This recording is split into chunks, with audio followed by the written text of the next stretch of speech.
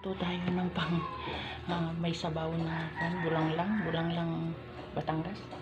May talbos ako ng kamote, may dahon ng gabi, may kalamansi dito, may kamatis, ano ba? May bawang, tsaka ito may sayote, hindi nawawala yung sili. Tapos ito, alam mo ba ito ay kung magkano to? Dinagdagan ko lang siya ng galing dyan sa aking loob ng bakuran. Mga tanim-tanim natin na ganyan lang ginagawa ko. Gusto ko ito yung sabaw na ito. Namiss ko ito. Tinitingnan to kung minsan kasi mayroong mga insekto. Kaya kailangan ito nililinis. O, ganun ito. Ganyan lang. Chine-check nyo lagi ito.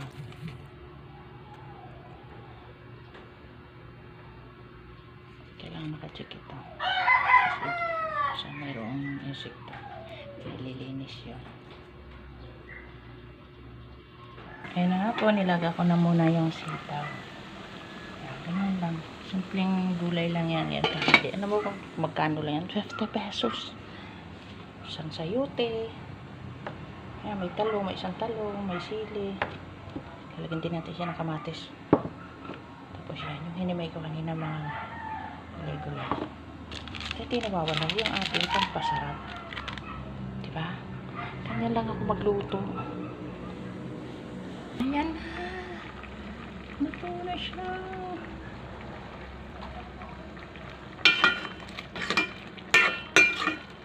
Sayote, sitaw, gabi, tapos talbos ng kamote.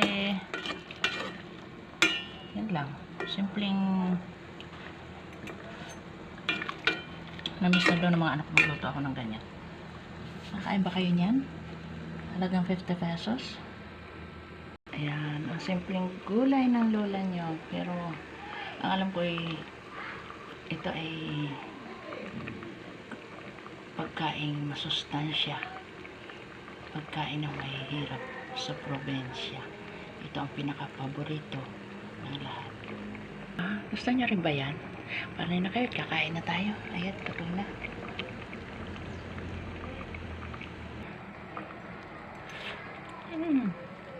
Sarap na sabaw.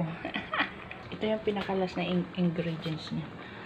Pinigang kalamansi, 2 piraso lang. Natin sama ang buto, papait sa gulay nyo.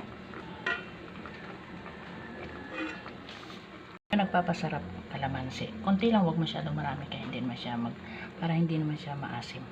Yung ungkwan lang, parang pampasarap lang talaga. Sarap.